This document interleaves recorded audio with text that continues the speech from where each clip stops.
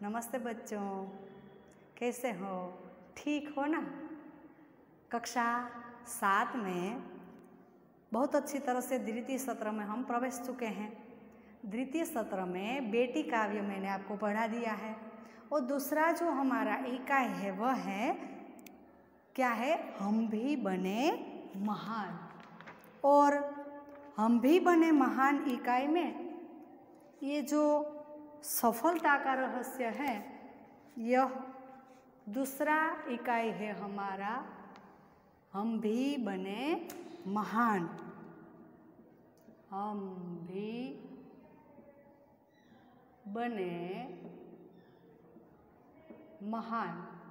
उसमें पहला प्रसंग जो कर्तव्य है वह भी हमने अच्छी तरह से पढ़ लिया था और दूसरा प्रसंग था नियम सबके लिए हैं, वह भी हमने अगले तास में समझ लिए। अब प्रसंग तीसरा है सफलता का रहस्य। ये प्रसंग तीसरा है, वह है सफलता का रहस्य।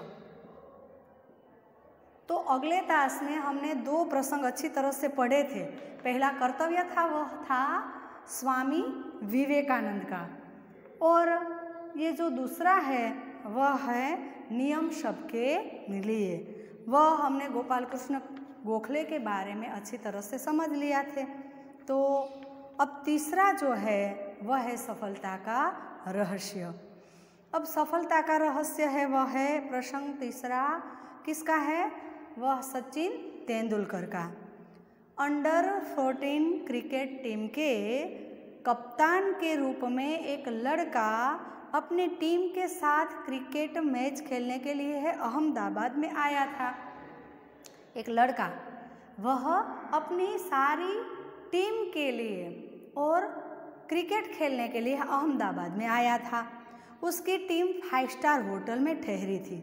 आपको पता है ना, क्रिकेट का शौक आपको भी होगा, बहुत अच्छी तरह से आप क्रिकेट खेलते हैं और देखते भी हैं। सुबह उठते ही पूरी टीम कोच मैनेजर के साथ अल्पाहार के लिए तैयार हो गई। पूरी टीम है ना होटल में ठहरी हुई थी, तो वह नाश्ता के लिए, अल्पाहार के लिए नाश्ता के लिए वह तैयार हो गई थी। एकमात्र कप्तान नहीं दिखाई दे रहा था। उसे ढूंढने के लिए पूरी टीम लग गई। एक कप्तान नहीं दिखाई दिया था, इसलिए सब उनको ढूंढने के लिए गए, पर वह नहीं मिला। बाद में किसी ने जाकर उसके कमरे की गैलरी में देखा तो वह एक हाथ से गेंद फेंक रहा था और दूसरे हाथ से बल्ले से गेंद को टकरा कर आती थी, तो दूसरे हाथ से बल्ले से गेंद को खेल रहा था। देखो, अकेला ही अकेला वह क्या कर रहा था? ऐसे ही गेंद को सामने की दीवार में फेंकता था। जैसे टकरा कर आती थी वैसे ही वह बल्ले से खेल रहा था। साथी खिलाड़ी टीम के शामिल होने पर सब ऐसे ही कप्तान को देखकर बहुत संतुष्ट थे, लेकिन वह कप्तान होकर भी सारी रात अपने आप अभ्यास करता रहा। उसका अभ्यास एवं क्रिकेट के प्रति लगाव देखकर कोच मैनेजर और उसके सभी साथी खिलाड़ी हैं वह दंग रह गए, आश्चर्यचकित हो गए। अरे, ये तो कप्तान है, फिर भी पूरी रात सोया ही नहीं और वह क्या करने कर रहा? ऐसे ही अकेला अकेला खेल रहा था। आगे चलकर इसी लड़के ने क्रिकेट जगत में अद्वितीय सफलता प्राप्त की। कई विश्व रिकॉर्ड उसके कदम चूमने लगे। किसी ने उसकी सफलता का रहस्य पूछा तो बड़ी विनम्रता से उत्तर दिया कि मैं हर मैच 3 बार खेलता हूँ। कितनी बार खेलता हूँ? 3 बार खेलता हूँ। पहले अभ्यास के रूप में, दूसरी बार सचमुच जहाँ मैदान में खेला जाता है वहाँ, और तीसरी बार यानी मूल्यांकन वह सुधार के रूप में, आवश्यकता के रूप में। पहली बार ऐसे ही खेल लेता हूँ, फिर दूसरी बार जहाँ क्रिकेट में मुझे जाना पड़ता है वहाँ खेलता हूँ, और तीसरी बार सुधार के रूप में।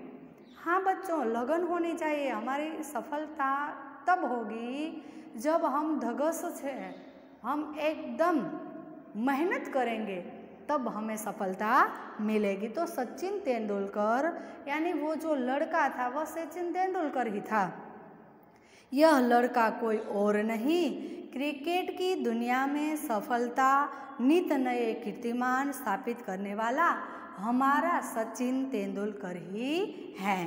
सचमुच एकाग्रता, अविरत अभ्यास, कठोर परिश्रम एवं लगन ही सफलता का आधार है।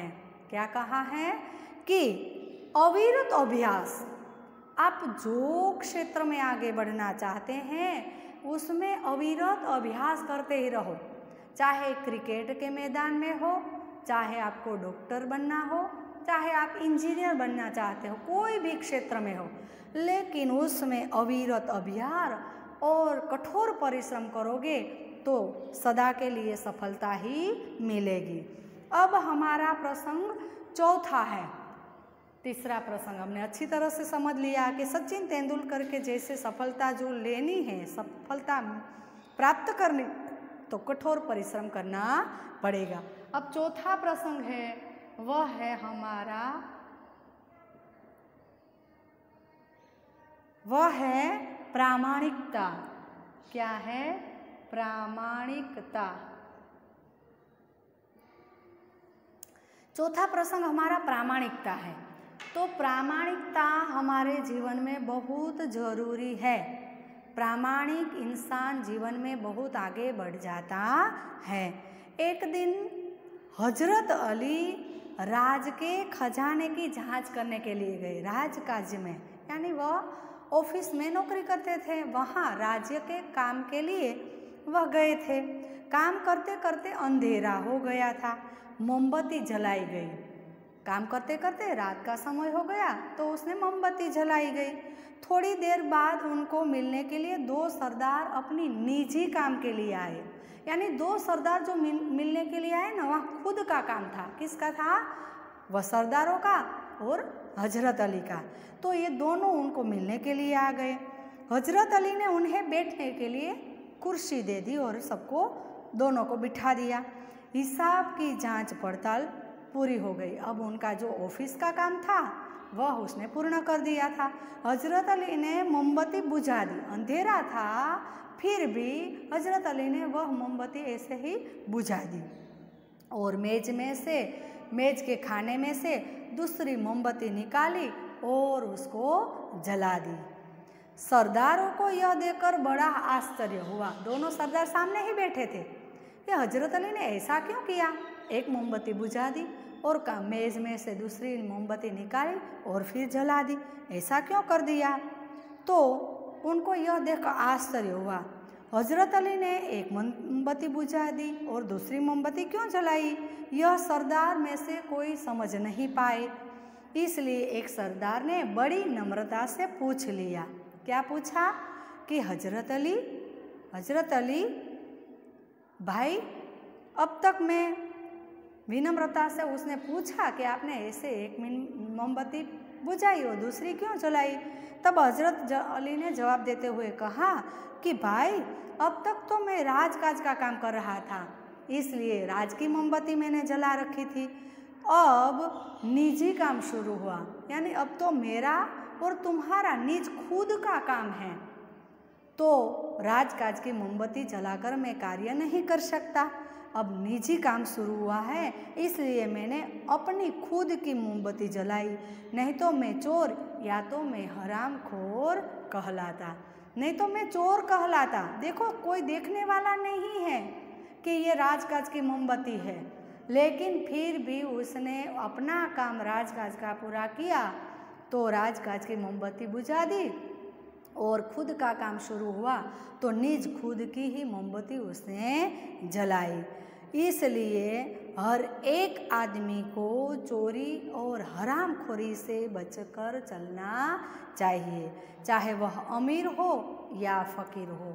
देखो बच्चों, कोई भी क्षेत्र में काम करते हो आप, चाहे पढ़ाई भी करते हो, चाहे घर में कार्य करते हो, तब भी आप ऐसे ही प्रामाणिकता से कार्य करना चाहिए।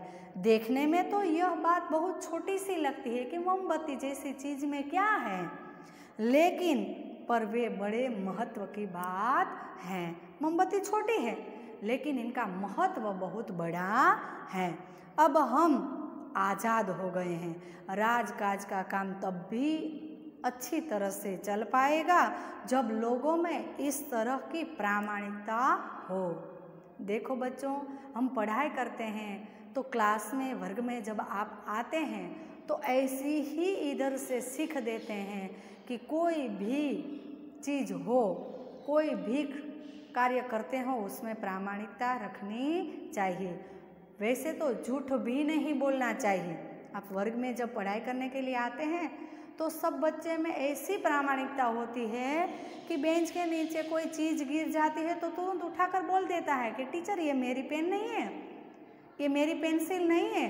तो हमें बहुत अच्छा लगता है कि छोटा बच्चा है फिर भी वह समझता है। ऐसे ही हजरत अली ने भी, बात बहुत छोटी थी, मोमबत्ती तो छोटी सी बात है लेकिन इनका महत्व बहुत बड़ा है। तो हजरत अली ने ऐसे सीख देते हुए कहा है कि हमारे पुरखों ने कहा है कि माँ गृधः कस्य स्वीधनम। क्या लिखा संस्कृत में? माँ गृधः कस्य स्वीधनम, यानी किसी के धन माल की लालचा मत करो। क्या कहा? किसी के धन माल की लालचा मत करो। यह मनुष्य के लिए सबसे बड़ी सीख है। किसी की भी चीज़ हो, चाहे कितने भी सामने पैसे क्यों न पड़े हो, लेकिन किसी के भी धन की लालचा हमें करनी चाहिए नहीं। लालच बहुत बुरी चीज़ है। देखो बच्चों, तो ये 4 प्रसंग हम भी बने महान में, ये 4 प्रसंग हमने बहुत अच्छी तरह से सीखे हैं। कर्तव्य, नियम सबके लिए, प्रामाणिकता और सफलता का रहस्य, ये चारे के चारे प्रसंग देकर हमारे जीवन में हम जब आगे बढ़ेंगे तो इनका हम अच्छी तरह से मूल्य समझकर हमारे जीवन में उतारेंगे। तो ये इकाई हमने बहुत अच्छी तरह से पढ़ लिया है। आप पहले जैसे फेयर नोट बनाते थे ना, उसमें कैसे लिखते थे कि पहले ही हमारे इकाई का नाम लिख लेना, फिर उसमें शब्दार्थ लिख लेना, फिर उनके जो स्वाध्याय के या तो पहले अभ्यास होता है तो अभ्यास के प्रश्न आप लिख लेना। तो मैं आपको इधर जो अभ्यास के प्रश्न दिए गए हैं वह आप अच्छी तरह से आपकी कॉपी में लिख लेना। ये इकाई आप पढ़ लोगे तो अच्छी तरह से इनके प्रश्न के जवाब भी आप लिख सकोगे। इसलिए ये इकाई का प्रश्न आप लिख लेना। आओ जी।